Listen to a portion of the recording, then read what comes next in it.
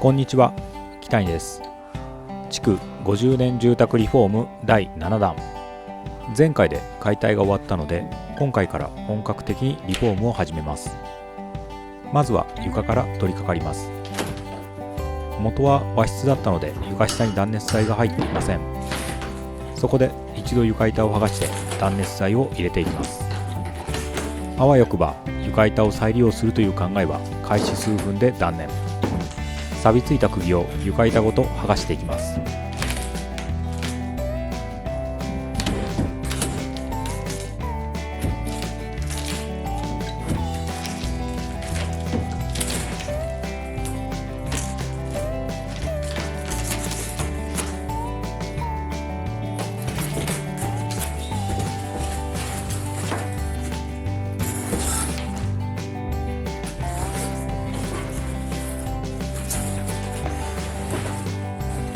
床板を剥がした部分に断熱材のスタイロフォームを入れていきます。カッターでスタイロフォームを隙間のサイズにカットします。隙間の間隔が均一ではなく、サイズ合わせに苦労しました。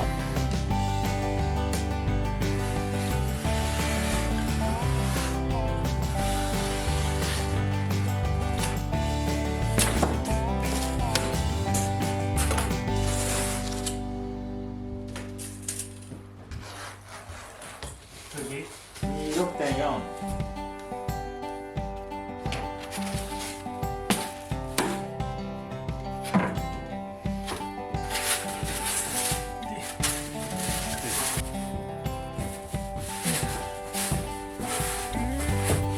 カットしたスタイロフォームをダブル Z ピンで固定していきます。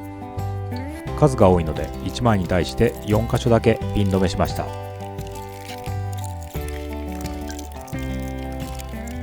その上から気密防水テープを貼り、隙間を完全になくします。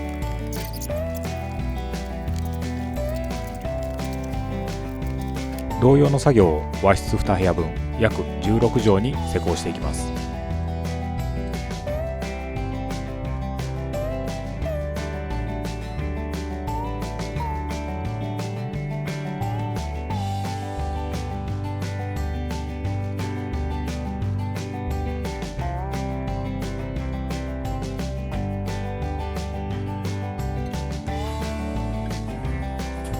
全体の4分の1ほど終わったところで、試しに新しい床板を置いてみます。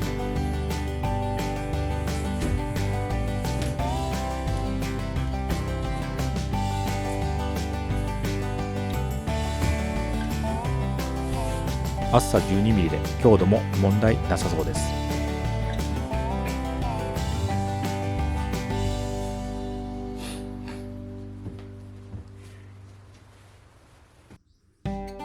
床板剥がしがあまりに大変だったので、やり方を変えることにしました。床板を丸ノコでカットして板に効いている釘を少なくします。刃を最小にしてカットしていきます。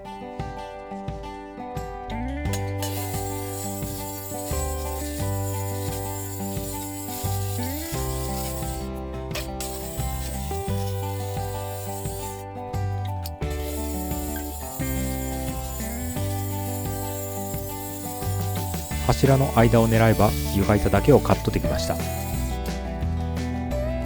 これで格段に剥がしやすくなりました。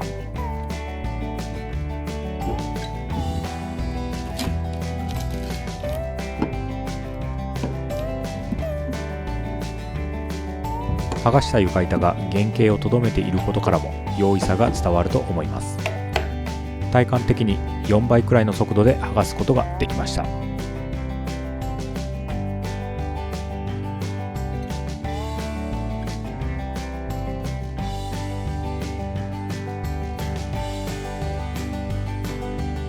あとはひたすらスタイロフォームを入れていきます。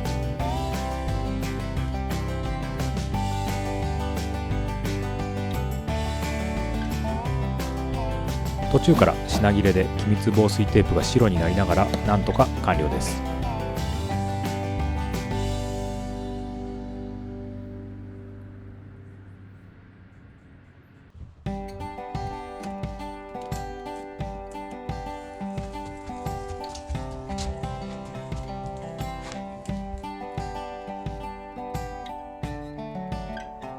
続いて新たに床板を張っていきます。元の床板は 180cm×90cm、 短辺は最終的に調整が必要なので長辺の 180cm だけ合わせることにしました。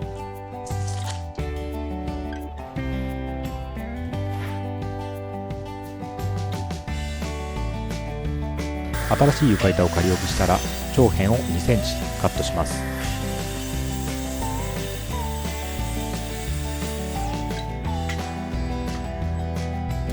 壁際の隙間もしっかりテープで塞ぎます。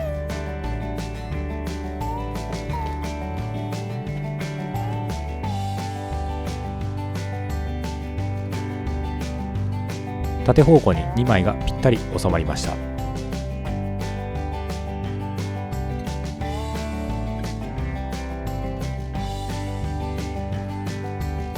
あとはこれを繰り返して床板を敷き詰めていきます。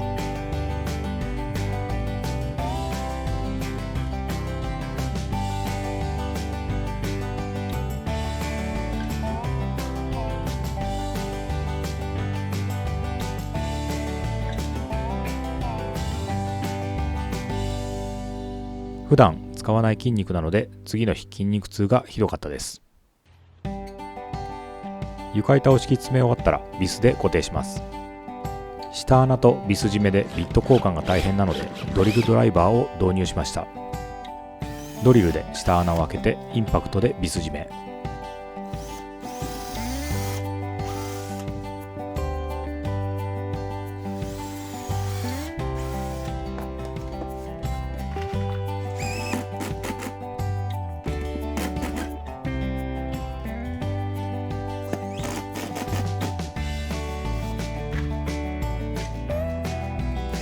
1本使いよりも効率が格段にアップしました。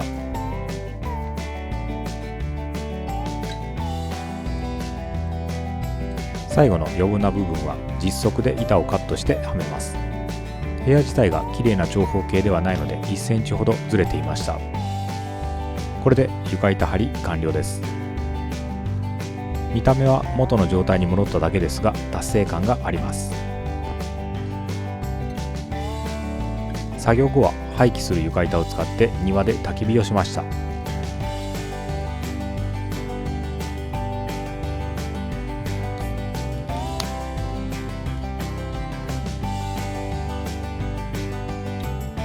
火を眺めながらの一杯は格別です。床が終わったので次回は天井に移りたいと思います。またご覧いただけたら嬉しいです。それではまた。